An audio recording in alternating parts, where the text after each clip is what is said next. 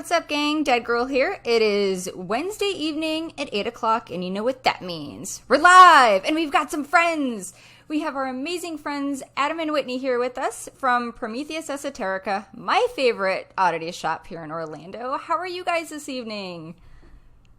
We are awesome. Marvelous. Thanks for having us. Oh, thank you guys for coming on. For those of you who are watching that may not be familiar with you guys, can you tell us a little bit about yourselves?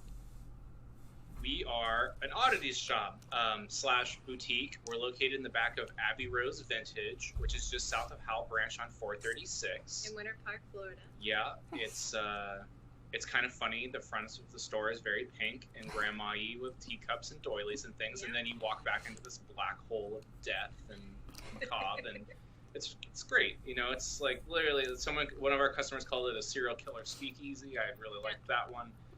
And that's kind of what it is. You come back, you buy some coffee, you get some clothes, you look at some dead things. It's a good time. You leave with a happy heart.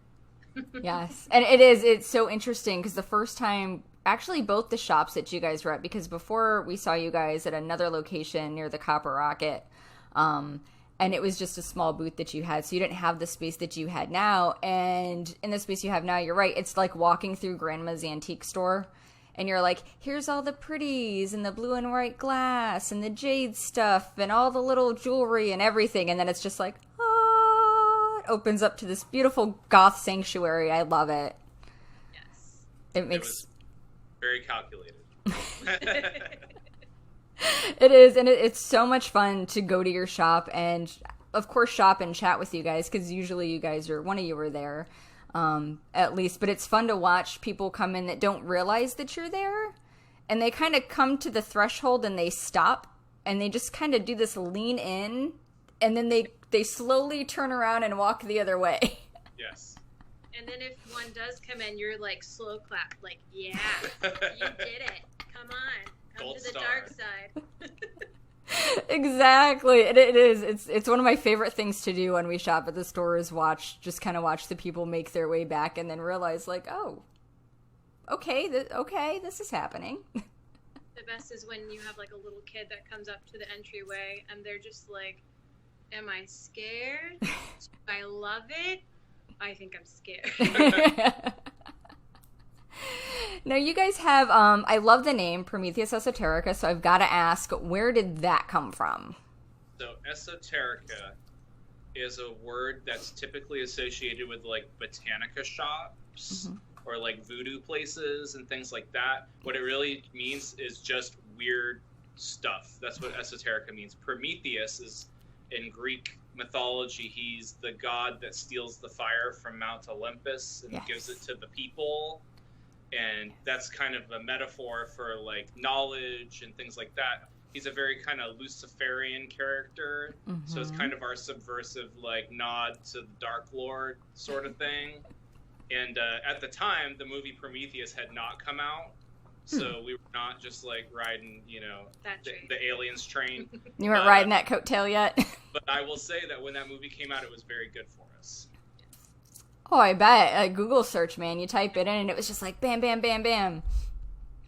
Yeah, people really have a hard time with the esoterica part. I hear Historia and Esoterica and all kinds of things. And I was like, erotica, maybe we could work that in. We've been open for a good amount of time. It's just awesome that people are coming in and just coming out naturally now. And I'm like, all right, that's great. Good job. Y'all are paying attention, and we like that. Yes. Someone came in a couple days ago, and they read the Russian on this shirt. Yeah, we have like a Russian quote on our logo, and I'm not going to give it away because it's our little secret. But we've had a couple Russian speakers that nail it, and it's pretty cool. So what you're telling me is I need to learn some Russian so I can learn what it says. Or you can get that app. Yeah. That app is great. Yeah, but that's kind of the lazy way. I feel like I need to work for it a little more to earn it. It's the shortcut. Yeah. All right, maybe I'll go for the shortcut then. Now, you guys sell all kinds of amazing things at the store, and one of the things that is always kind of caught my eye, and it's always fascinated me ever since I was a wee little hellion was all of the taxidermy stuff that you guys have. You do have quite a bit of it, and skulls and all kinds of fun things. How did you get into the business of selling, taxidermies and the different oddities, and actually doing, because you guys are like full on hands on in it. You guys do, some tutorial videos and things I've seen on your Instagram page. So how did you get dirty? I mean, it really started when we first started talking, before we even started dating, around 2010. And he was on tour with his band Empyrean, and he had called me when he was in New York and said that he went to this awesome vampire shop. And then we got to talking about how cool it would be if we were able to open up our own shop with all the things that we love, that we found strange and macabre. Mm-hmm. And it kind of just snowballed from there. Yes, we definitely once we started dating, we definitely really going to St. Augustine and doing the antique shops, mm-hmm. and started hitting estate sales and kind of just building on a collection that we both had kind of already had. Whitney had a lot of kind of creepy antiques, and I was really into natural science, had a bunch of skulls and shells and shark jaws and stuff like that. Growing up in Florida, that's a pretty common thing. Right. So between his natural specimens and my love for Victorian morning stuff, it just kind of went from there. And then obviously the Oddities TV show with Mike Zone and Evan, and watching Obscura, and mm-hmm. gaining more of a knowledge of that world, and really being able to spot things when we were out looking for them was a big mm-hmm. deal. Yeah. You guys do find some great stuff, and a lot of it I have in my home. And I'm sure we will continue to add to that collection. But I wanted to show some of the boys and girls at home. I kind of cherry picked some of your pictures that I really enjoy, and that one day I hope to have in my life. So I wanted to kind of show off. I love these two. Kevin. So Kevin the Possum is easily the most famous piece that we've ever done. Absolutely. We had a bidding war with him. Some people got really upset that they didn't get him. Real upset. There was a lot of controversy. He actually belongs to a former employee of mine, which is nice. I know he's safe and sound. I remember screaming when I saw him in the middle of the road, because even as a flat little blood and shit covered animal, he was still adorable. Aww. And it was one of my first taxidermy pieces that I actually worked on, and the response was incredible. People came to our oddities market just to take pictures with Kevin the Possum. It was a pretty remarkable thing. Yeah, there was a kid that came to the market who I asked him if he needed help with anything, and he's like, "No, I'm just here for Kevin the Possum." And he took a selfie with it. I'm like, "That's awesome." Wow, that kid had some goals then. Oh yes. yeah. Oh yeah. The Squirrel Nun is a piece that Whitney did. Yes. And we did that for the Atlanta Oddities Market, which is run by Mike Zone and James Freeman, that we've done twice now. She made that as an exclusive piece. And kind of same deal, this girl beelined it in as soon as they opened the door on the VIP night and picked it up and was like, "This is why I'm here. I saw this on Instagram, and I came just for this." It was pretty cool. Our little taxidermy pieces don't last long. I actually have a list for people waiting for possum and raccoon heads. So. And I mean, I can clearly see why. You guys do a fantastic job, which leads me to my next question. What's the process to do something like these two pieces, like Kevin and like the nun? What goes into all this, and how do you find them? Well, as we were saying before, it can be something that's roadkill or someone donated to us. We deal with natural death specimens only. We never pay for the death of an animal. We've got some great connections with wildlife rehabilitators. We're always keeping our eyes peeled for stuff on the side of the road. We have some great connections with folks who run, have zoos or personal collections of reptiles, or breeders and things like that. So we get a lot of the stillborn stock of the animals that don't make it and things like that to work in our taxidermy. So then once we do get that specimen, then we'll, take it outside and we'll skin it. And then we will put the hide aside. And if you don't have a ready form, then you just get some foam and you can measure it next to that carcass, so that you have the right sizing. And then you process the skin so that it'll last longer depending on the specimen. There's different techniques of what you can do to keep that hide from going bad. And then you will throw that over the form you made, and you can either sew it up and pin it, or pin it and sew it. There's many different ways of doing it. And then that's where the fun begins of bringing that life back to it and putting it in those different, with a little bit of a smirk in the face or things like that. So. One of the things that me and Whitney have really tried to focus on with our personal taxidermy pieces is they're not so much traditional, as in they're not, we're not going to put them on rocks with bushes and things, and you're never going to see them hunting or whatever. We always try to give them that whimsical feel, almost like a fantasy, without going so far into it. You see a lot of, in the oddities community, like the crucified rats or the animals and things like that, and that stuff's awesome. A lot of people do it. We wanted to do something a little different, incorporate more like of a classical Victorian, almost like a Charles Dickens feel to something out of Narnia. Exactly. We want our animals, when we get our animals, so many of them are in such a sad state that it's really nice to see them displayed gracefully and beautifully and almost pleasantly, as opposed to like the horrible stinking mess they are when we pick them up. Yes. And I do have a question in the chat, and actually this is a good one. I have someone asking if you guys took commissions with them. So like if you had a specimen, let's say, and you hadn't begun working on it, could someone like hit you guys up and say, hey, would you be willing to do this type of scene with it? Like what you've done with, the nun and then of course the possum? Yeah, we definitely do take commissions, and like Whitney said earlier, the best bet is to just send us a message in advance. Okay. Because we do keep a running list of people who are interested. So we'll post up a piece and we'll get a bunch of people interested in it after it's sold. And basically what we do is take their name down and we contact them the next time we come across a specimen of that nature. And unfortunately, with working with roadkill, there's always a danger that things don't churn out. Right. So I'm hesitant to ever kind of take deposits on things or to get money up front, because it's kind of a 50-50 chance of, is this hide going to keep? How's it going to churn out? Is there going to be enough left of its face for me to make it look nice? Yeah. But we definitely encourage people to reach out to us either on Instagram or Facebook, and we watch those like a hawk to make sure we're up to date on them.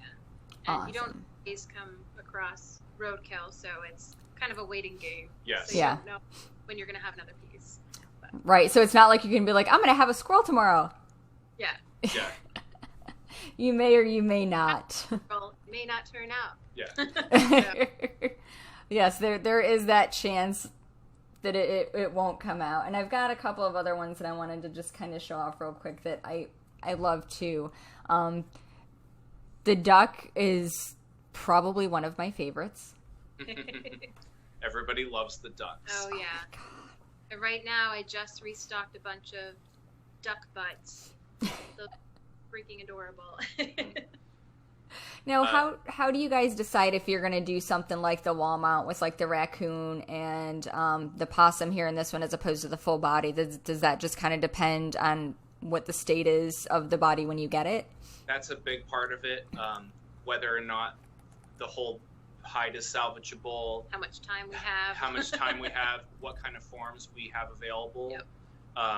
And it's almost kind of a luck of the draw. And, we, in addition to picking up roadkill, we also are kind of scavengers in the fact that, we'll pick trash piles and garage sales and things to find like nice old frames and materials. So sometimes we'll build a piece around a frame as opposed to building it around an animal. Yeah. And just coming up with those ideas. That antique frame that you see the raccoon in there, that's one of Whitney's kind of signature styles. There is the shoulder head mount on those round antique frames with the floral arrangements. It's a very Victorian feel, and they've been very, very popular for they're absolutely beautiful, and it gives it this nice, elegant, pretty feel to death. It's awesome. I've got a couple of people asking in the chat if they find roadkill, if they should contact you guys. Yes. So once again, we highly encourage anyone to message us on either Facebook or Instagram if you come across roadkill. I will just go ahead and put it out there in the universe. Birds are off limits. Okay. So I get people all the time talking about owls and hawks, and I just can't touch them. They're protected. Oh, okay. It's in the hot summer months of Florida. I don't drive very far for raccoons and possums because by the time I get there, they're no good. Yeah. But especially if you come across coyotes, otters, larger animals that are a little less common, I'm always interested in hearing about those. Okay. That makes sense then, for sure. I didn't realize there was restrictions like that on birds, though. Yes, that's kind of one of the hardest parts of our business, to be frank, is that wildlife laws are very complicated and they change on an extremely regular basis. And they vary state by state. So even if we're in the state of Florida and you would think that all you have to worry about is what's happening in the state of Florida. But if I'm doing business with someone who's outside the state, or I'm shipping an item to somewhere else, I have to be conscious of that state's laws as well. So it's funny because we deal in a lot of human remains, as you can probably see chilling behind us as well. But the laws on human remains are way more cut and dry than the wildlife laws. It's almost easier for us to sell people than it is for us to sell animals. Really? Yes. Yeah. That's fascinating. I had no idea. I would have thought the animals would have been a little more lax, like, the other way around. Bird laws specifically are some of the strictest laws. They carry over from the Victorian hobby of collecting taxidermy and feathers and nests and things like that, to the point that you cannot possess any part of a native bird, including the eggshells and including the nest. Yeah, or you'll get a nice hefty fine.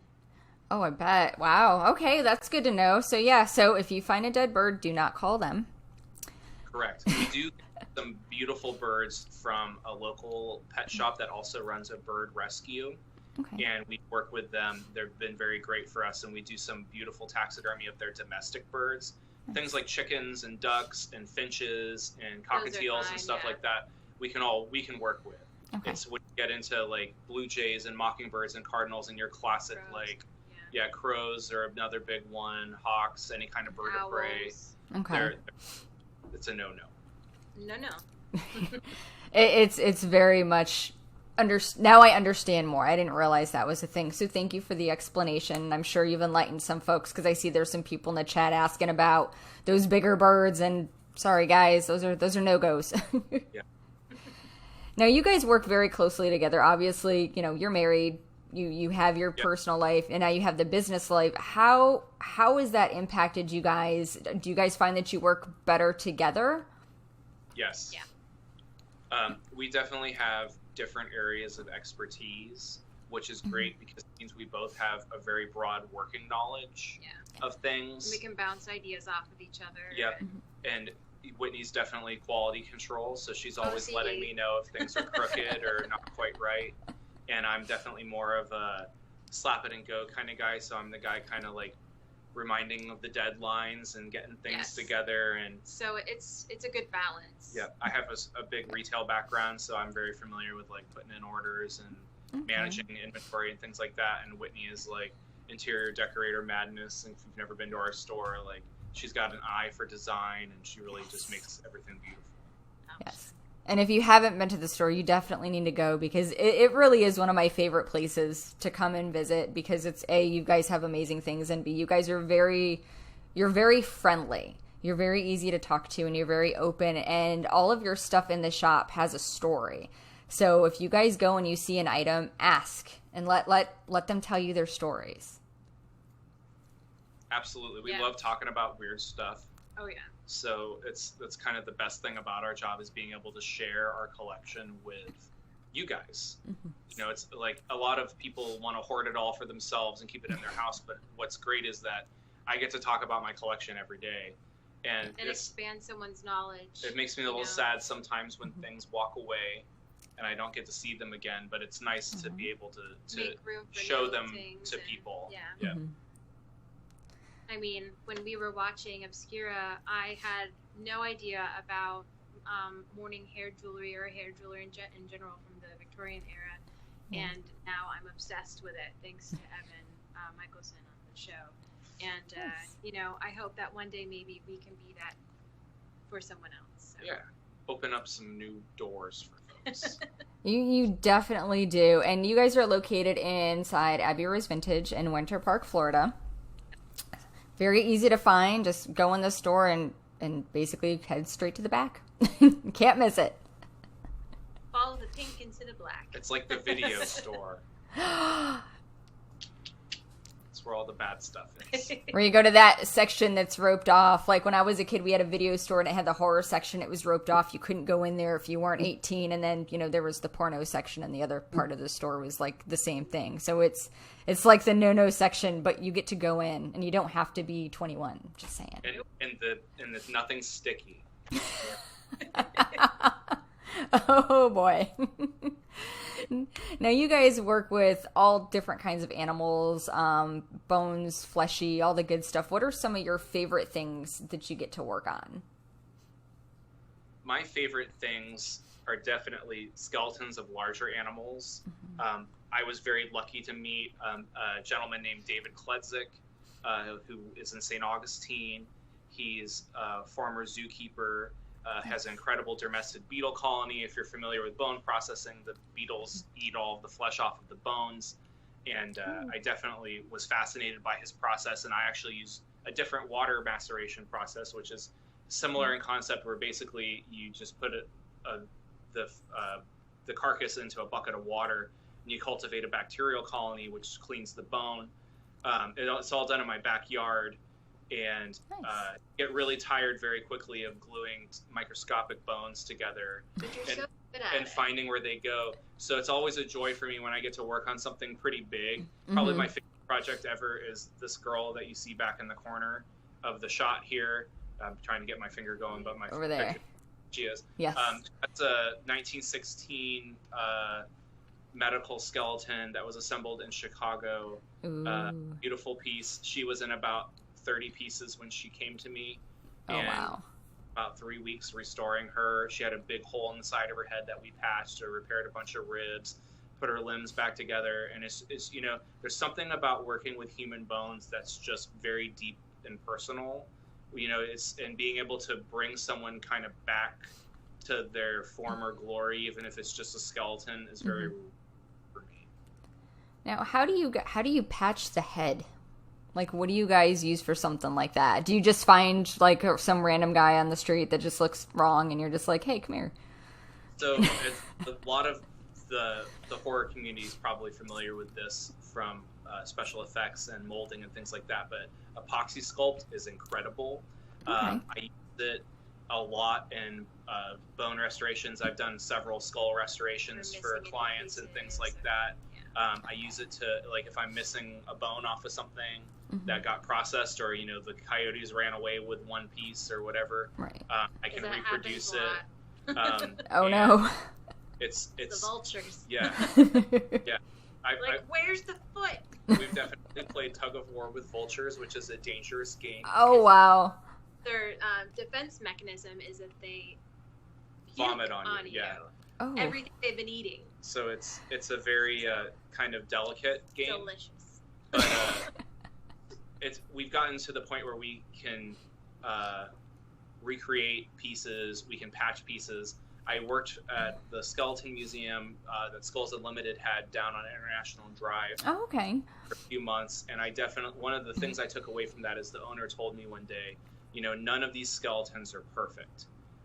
Each one of these skeletons was broken or missing a piece or had a necropsy done on it or got hit by a car. There's something wrong with all of them. Right. And that the secret to skeleton articulation isn't having a perfect specimen, it's making a specimen perfect.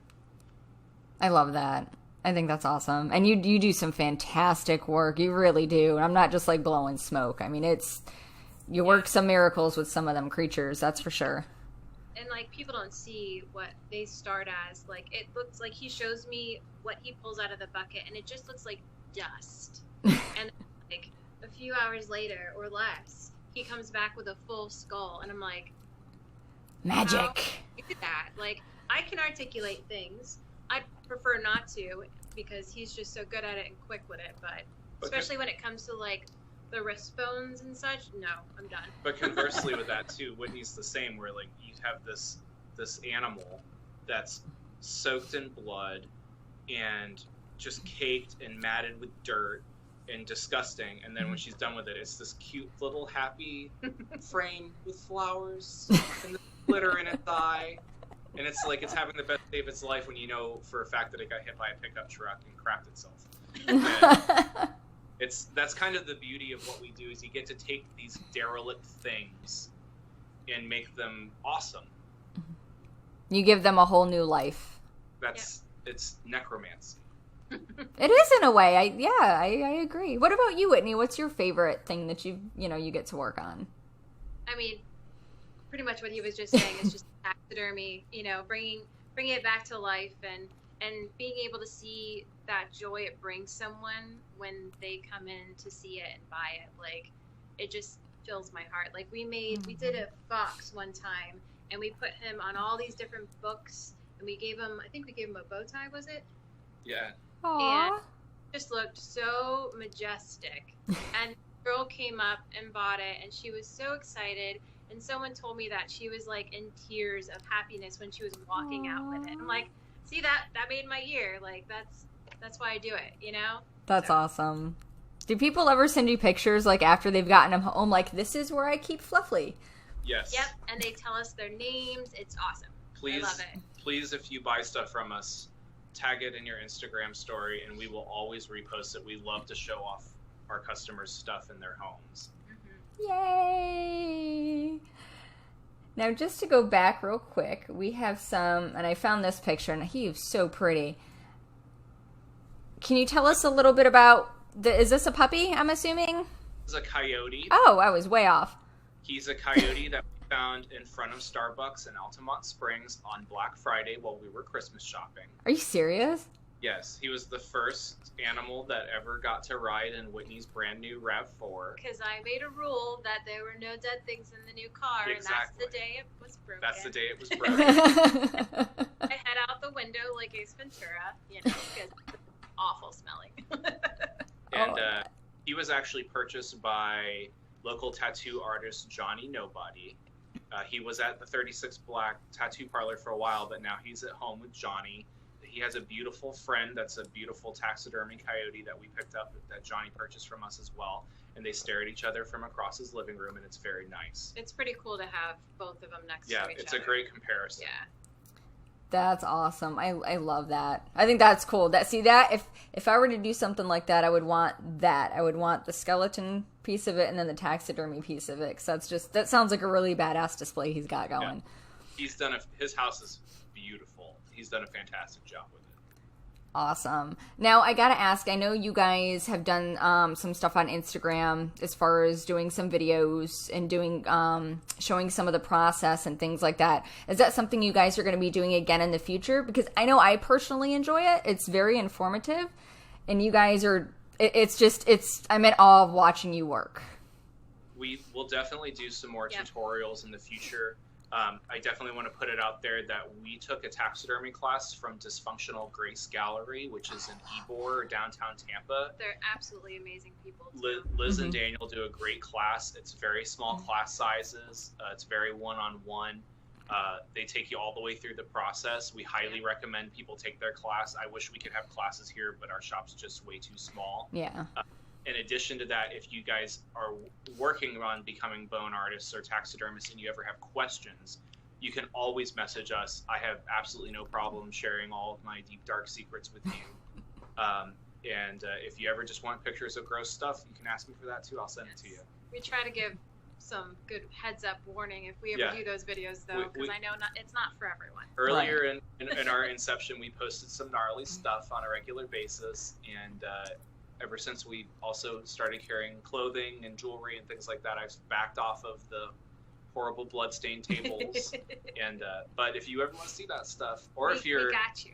If you are a vet and you want to see some like awesome necropsy pics on like geriatric animals or what vehicle trauma looks like, float or I got it. That. Yeah, if you're a special effects artist and you want to see long-term decomp, I got that too. Yeah. Nice. So hit you guys up for all those morbid pics. Gnarly stuff. Our lawn guy loves us. I bet. I was gonna say with putting the decomposing bones out in the backyard, I'm sure your lawn guy gets quite the kick out of it. We have a good process that keeps the smell down most of the time. But that one day of the week that In the stuff's happening. summertime. You never realize how many flies there are outside until you pop open one of those buckets, and then here they come.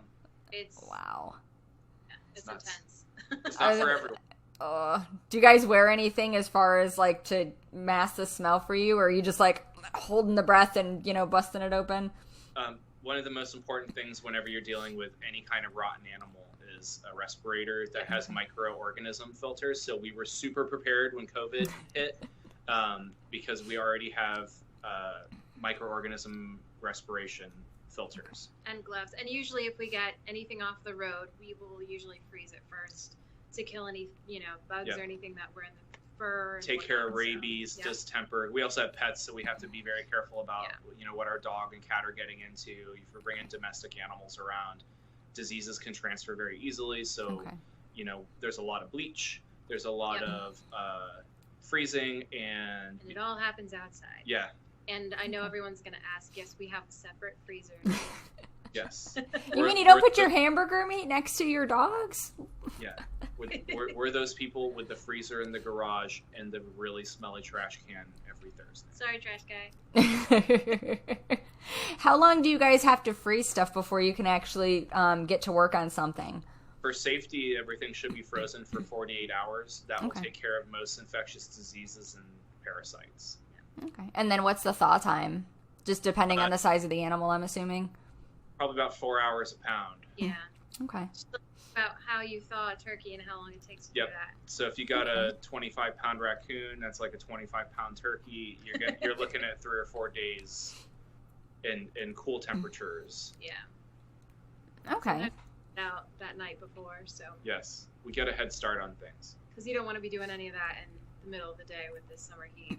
No, it's way too hot for that. It's way too hot for anything outside in Florida heat during the summer. We usually hibernate during the summer. We do as well. It's what I think any real Floridian with a brain does, is we immediately go into hibernation mode, and then winter comes and we're like, oh, it's time to go outside now. Things and not die. Yeah.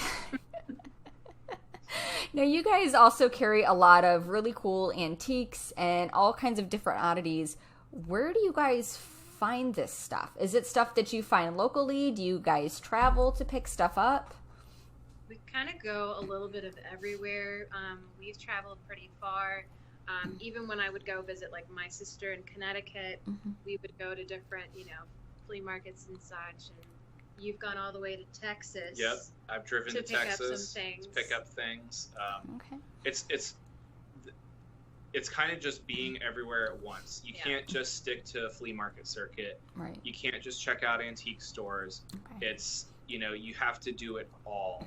And we laugh at each other because we'll be at dinner or sitting there watching a movie, and then we'll both realize we're both on eBay. Or we're on Facebook Marketplace, or we're, it's just kind of a never-ending hunt. And one of the greatest things about our customers is that they are really good about sending stuff our way as well.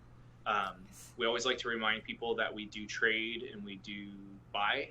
So if you have cool stuff and you want something cooler, bring me your cool stuff and we'll work something out. Oh, yeah. Yeah. Very awesome. Now, that actually brings me to my next question, what's the craziest adventure you've had trying to procure something? Procure something. Oh. So let me get it here. This is this is from our personal collection. Ooh. It's my Holy Grail piece. Oh, okay. I was gonna say, I know everybody's got some kind of Holy Grail piece. So, from very early on in our career, Whitney always wanted a fetal skeleton, and this is Walter. Walter was in a high school biology classroom. Trying to get you some good angles here. He is beautiful. That closed 30 years ago, and through purchasing another skeleton, I got contact with the person who owned this skeleton, and I had to pick up some taxidermy in Texas. Okay. And on the way back, I had to stop in Mobile, Alabama, and pick this guy up in the Buc-ee's parking lot. So I bought a dead baby in a Buc-ee's parking lot, and it was during the COVID lockdown. Oh no. So the day that I left the state was actually when The day they started doing checks on where you were. yeah. Oh wow. I coming bought back in.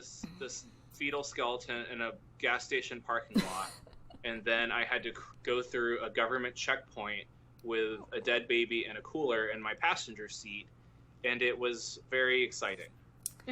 But he made it home, and he's very beautiful, and he lives at our house with all of our other friends, and we're very happy to have him. Yes. He is gorgeous. Now they didn't ask to see what was in the cooler? They barely asked me anything.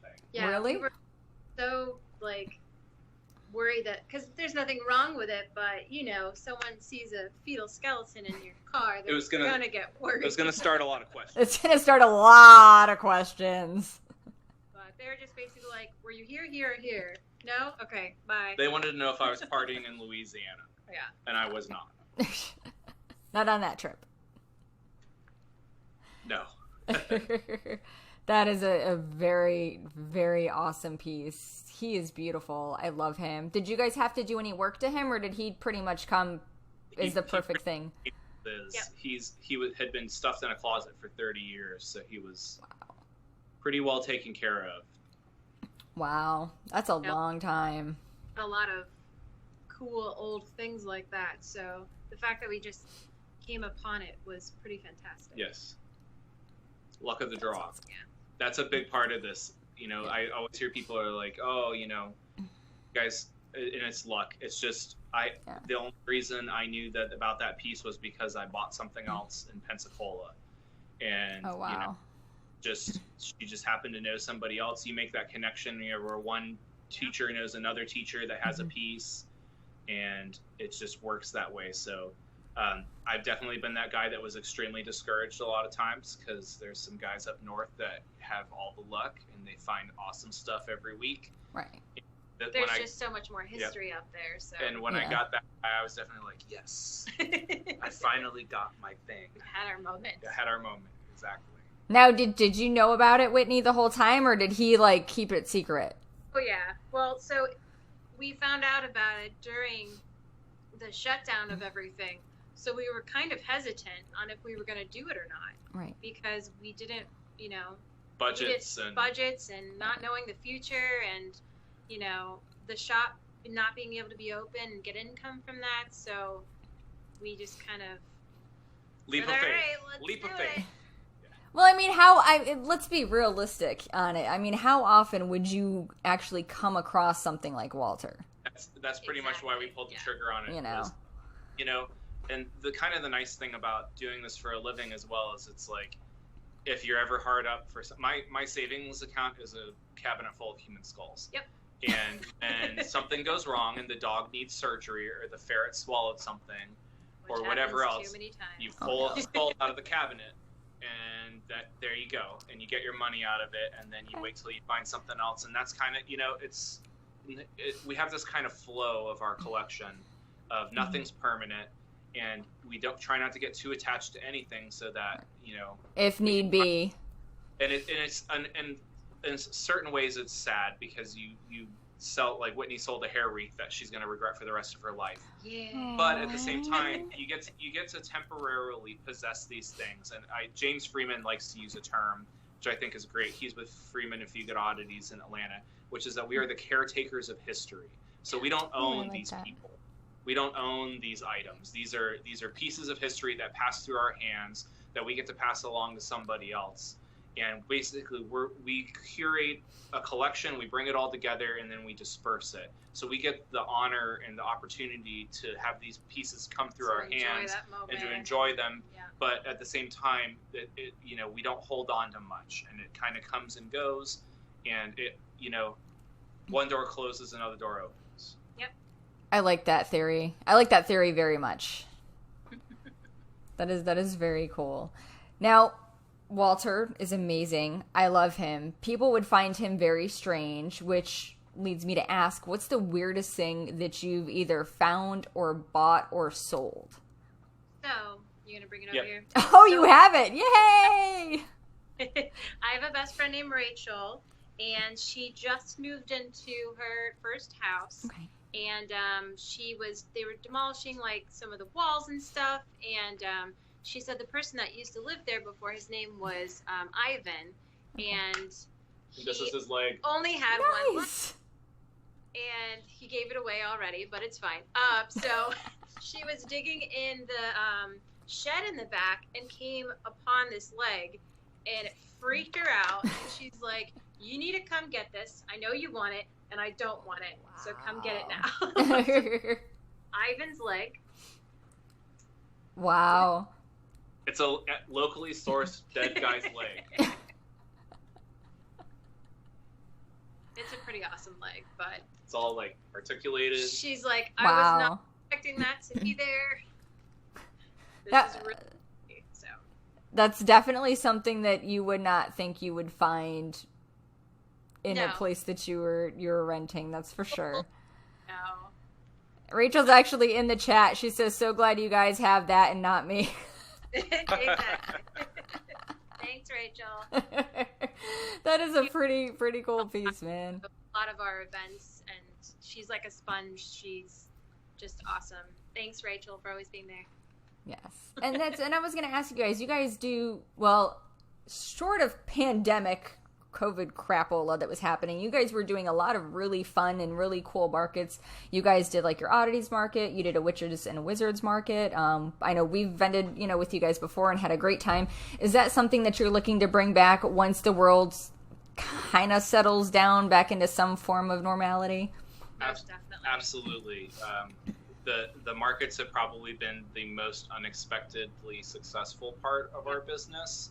The market started really with me and a few people in a roadkill collecting group basically saying, we're all from Florida, we should get together and hang out sometime. Yep. And it turned into, we'll have a little market and we'll set up tables. And we thought, like 100 people might come and we'd have 10 tables and we'd all drink beer and talk about dead things. And then like 3,000 people came. And it was this huge thing, which was awesome. And, the response was really great. We worked out the kinks too, because at first it was a little. Yep, we're in talks with a couple local venues about expanding those markets. Nice. That we can have the biggest challenge that we've been working with Hourglass Brewery, who've been really great with us. My brother's the head brewer down there. If you haven't been there, go drink their beer because he is a master. Yeah. Makes magical. Incredible stuff. But the challenge with that venue has always been that we were limited on the number of vendors we could have, and it's right. Fortunately, it meant that we've had to pretty seriously vet who was vending so that we made sure it was truly an oddities market and it wasn't just like a Halloween market or CBD oil and Tupperware. I'm really excited about the opportunity to work with some of the venues we've been talking to because it means we get to expand the number of vendors as well as having it all air conditioned, which I'm sure a lot of you will appreciate because June oddities shows were pretty rough. Yes. I had to force this one to drink water because he was going to pass out. So we're definitely going to be having those events again. We have no idea when. We're all just kind of sitting back waiting for this to blow over. We're trying to be responsible with it and not have a giant thing go on and get everyone there. Yeah, and it's not worth it. Do what's in the best interest of our vendors and our guests, and we definitely appreciate that, and I'm sure a lot of people that attend the events, appreciate that you guys are looking out for for everybody, really. As much as we miss it, you gotta do what's right. Yep. So. I agree. Now I know you guys have had we've had some interactions in the past where you talked about some of these things. You guys at one point had a birthing chair that I know had a little bit of a spooky story attached to it, and I'm sure you guys have other things that have had those types of stories attached to it. Do you forewarn your customers, like, by the way, this might have a friend that comes along with it as a freebie? No, we just tell them that it's extra. No, I'm just kidding. $20 extra. Deniability. We sell sage. No one has ever died, as I'm aware of, as a result of purchasing one of our items. We do get some interesting stories from folks that always seem to either be about dolls or Ouija boards. Or old portraits. Yes. Ah. And, we've definitely had some weird things happen at the store, usually when we're not here. Okay. We had a vendor that is another booth in the store that was actually spent the night in the store. Poor girl. And Is it the one you're in now? Yes. Oh, okay. Actually, when we were building out this location, I guess she was in the store at 3:00 in the morning and heard somebody walking around in the back of the store. She actually thought I was coming in the back door, and she said, "Who's there?" and no one responded, and she tried to ignore it, and I guess it happened again, and she called the cops because it sounded like it was coming towards her. Yeah, she said it sounded like there was someone walking around in the back of the store. Yeah. So she called the cops, and the cops came and they looked around and in the dark because the power went out. Oh no! Power. We've got like a skeleton on an embalming table, and a bunch of balls in a cabinet, and all this stuff. And the cops looked at her and said, "It must be ghosts." And then when they said that, the power went out. Wow.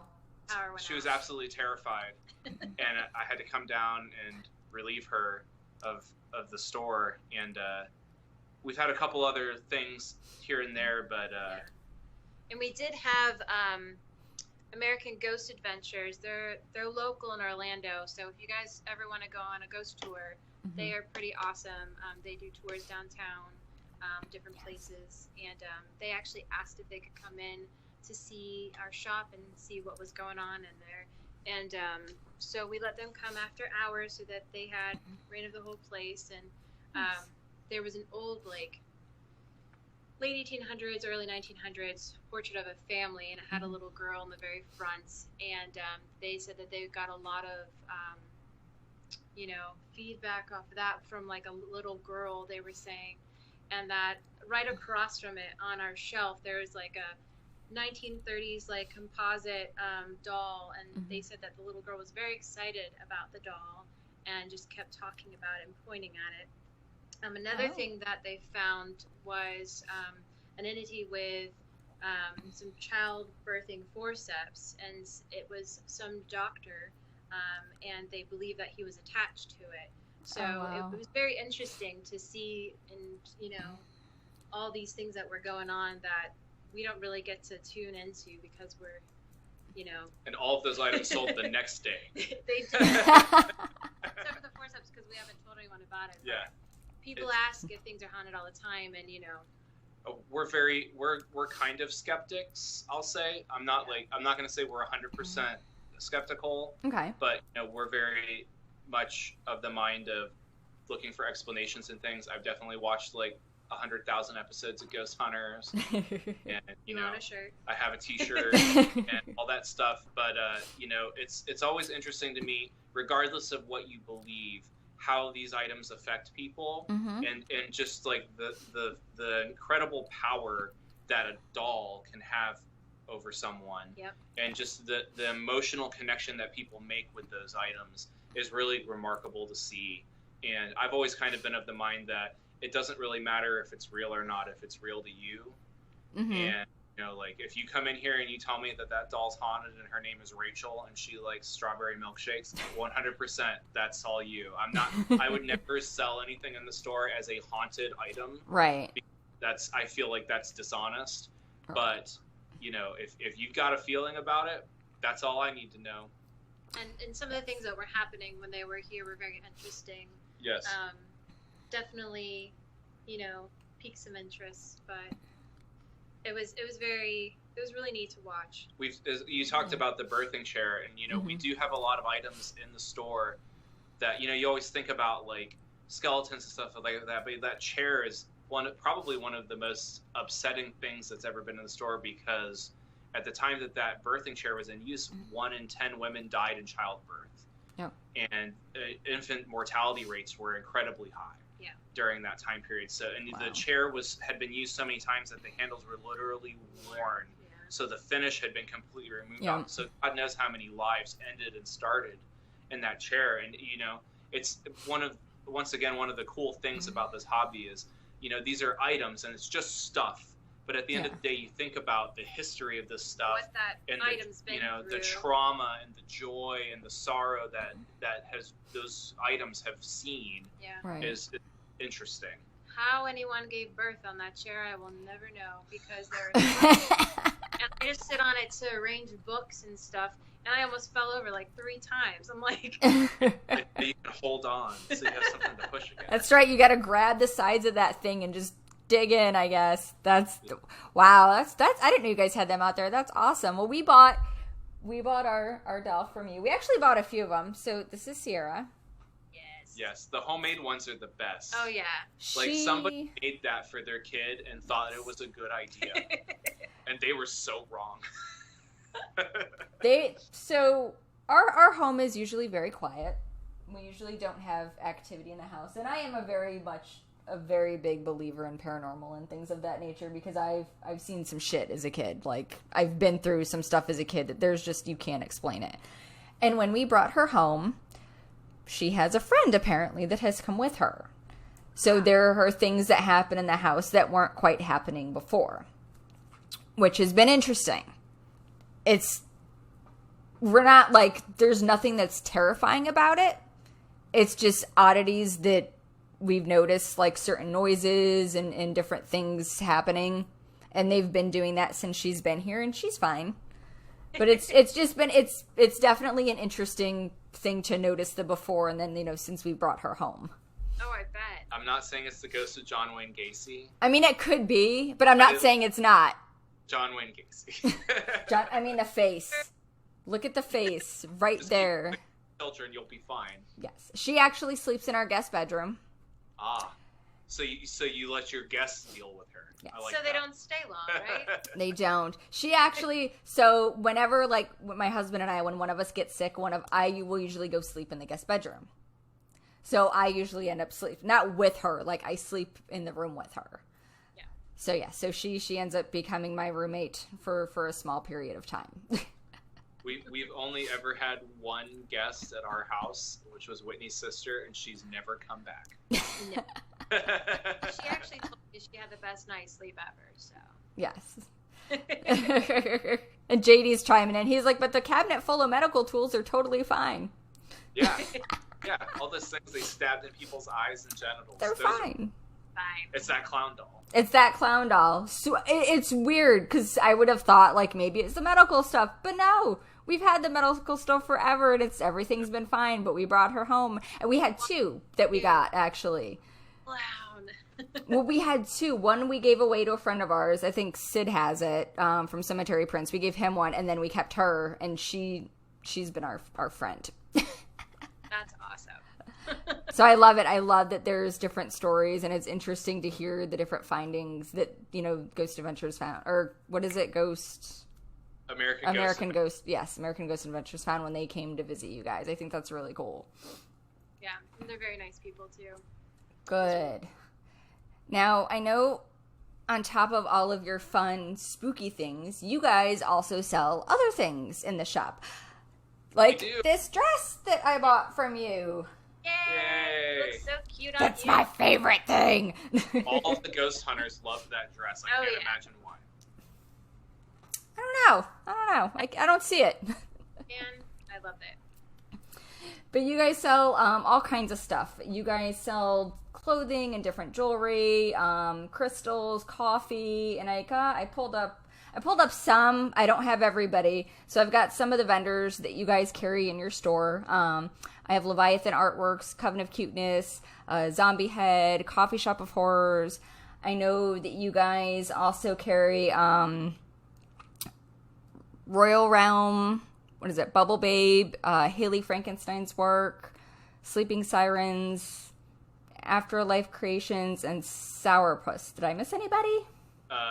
No, that's pretty much the gambit there. This is Whitney's wearing a crown from Royal Realm. This is a local girl, Christina Wong. She hand makes all of the crowns. We actually supply her with some of the bones that she uses. This one's got a cat pelvis on the front of it. Wow. Them all up. Leviathan Artworks is one of my favorite vendors that we do. He has beautiful t-shirt designs. He actually wood cuts all the designs and then prints them himself. His t-shirt quality and print quality is incredible. We've got some new exclusive pieces coming in from him later this month. Ooh. Coven of Cuteness stuff. The woven dolls are just wonderful. Mm-hmm. This is one of our new vendors, which is the insects. Ooh, She does it's pretty. And they're very well adorned. And Bubble Babe bath bombs have been very big hit. Kira does great job, great products. It's been really great for us to be able to support some of our local friends and vendors. This is a beautiful plate that was done by Weapon of Design. Oh, wow. They've been at a few of our markets, so we really like to bring these people in and share their art with our customers. We get a lot of folks from out of town, so even if you're pretty big in the market scene, you feel like you've seen a lot of these people before, we get a lot of folks from other states, and we had to kind of introduce them to what makes Orlando awesome. Mm-hmm. It's great. It's really rewarding to be able to have our community represented in our store. Yeah. It's nice. You're like a one-stop shop in a way, because you guys have so many great vendors that also sell their stuff in your store. And I will say, I'm a little upset that you didn't have that crown last year, because that would have went great with my wedding dress. Yes. Just yes. saying. We've got some other vendors that are going to be coming in. One of the Spooky Empire favorites, Western Evil. Shut up! His dress and shirts. I own all his stuff. Coffee Shop of Horrors in soon. We're bringing in different flavors and things like that. They got a new fall flavor, which is, I believe, a crossover with Cocktails and Screams. So we're going to have that in the store. I got a restock of the Caramel Queen that supports the LGBTQ charities. So we've got a lot of cool things coming into the store from local folks as well. Candles. I know everyone's been asking about the candles that we Yeah, have. Heather at Sleeping the Sirens is going to be restocking all of her scented candles and essential oils and things. So we're lots of new goodies. Yeah, it's all coming. Yeah, that's awesome. Like I said, you guys are just like a one-stop shop. Yeah, that was the plan. Now, I know you guys are coming up on an anniversary of sorts. Are you guys going to be doing anything fun? And congratulations. Thank you. So our 1-year anniversary is going to be, we're kind of extending it to be the entire week of August 12th through 16th due to virus. If you've ever been to one of our open houses here, you know that they can be kind of insane. Yes. So we wanted to spread it out so no one feels that they have to and only can come one day. Yep. Okay. We're going to have some extended hours on Friday and Saturday. We'll have we're going to be doing a raffle, a ticketed giveaway. It's going to be for an item that is secret as of now. If you go to our Facebook page, we have an event for the open house or for the anniversary. If you get click yourself attending or interested in that event, you'll be able to see our updates. We're going to release some of the new clothing that we'll have for that event, as well as we'll announce what our raffle giveaway item is. The way the raffle will work is every $10 you spend in the store during those days, you'll get a ticket. And then on Sunday night when we close, we'll go through we'll pull a ticket live on Instagram, and whoever's ticket that is will get the item. Don't know what it is yet. It's secret. It's going to be awesome. It's going to be awesome, though. So if you were to buy, let's say somebody were to buy $50 worth of stuff, they would get 5 chances? Yep. You spend $500, you get 50 tickets. Ooh. So buy you some taxidermy stuff or a couple of skulls. And get them if you feel lucky, you can just come buy a pen and one ticket and you can gamble. Well, that's the other thing, too, is you guys are very budget friendly in a way, because you've got stuff that's, maybe $5-10, and then of course you've got stuff that are, hundreds depending on what the piece is. So it's nice that, anybody can really walk into your store and find something, just for them that'll fit whatever their budget is. When we started dating, we would go and shop and things, and I was broke. When I met Whitney, I had $6. And one of the things that we've always said is that, I got a $2,000 ostrich taxidermy in the store, and that's awesome. But He's so pretty. I know that not everyone can afford it. I can't afford a $2,000 ostrich taxidermy. So, we always want to have something for everyone to come in and be able to, whether it's a bag of coffee or a ring or a T-shirt or whatever. I want everyone to be able to shop here. And, if you got $2,000, I got an ostrich. That works too. And also, the shop does offer a payment plan Yes. that you can do. So, we can work with people. And we would always come across when we were trying to buy things before we started all this, where it was just everything was so expensive. So if we get a good deal on something, we try to give you guys a good deal, And we've noticed that too, because there's been shops in the past that we visited, and I love the stuff, but a lot of the times you would find things that are very much out of your price range. That you're just like, that just becomes a wish item because damn well, you can't come out of pocket for that. So it's nice that you guys are affordable and that you do, you are willing to work as far as, some kind of payment plan going to. I think that that's phenomenal. So thank you guys for doing that for everybody. Thank you guys for buying stuff. Oh, JD's like, my wallet's crying. Yeah. Because we'll be in buying some stuff. We love it when JD's wallet cries. I do too. Shh, don't tell him though. How are those shoes handling? My shoes are fabulous. I'll let you know how that top works out when that comes in. Okay. Sorry, JD. Now, for those that don't know, what are your guys' store hours normally? So we have COVID hours right now. Okay. We're open Wednesday through Sunday from 12 to 5. However, if you are very COVID conscious or you work odd hours, you can always contact us on Instagram or Facebook, and we are open by appointment. Oh, nice. I can do appointments pretty much any day after 2 p.m. Because I do work at Stasio's Deli in the Milk District. Ooh. So if you want a delicious Taylor ham, egg, and cheese sandwich, you come and see me in the morning. If you want a human skull, you come and see me in the evening. How it works. We got you.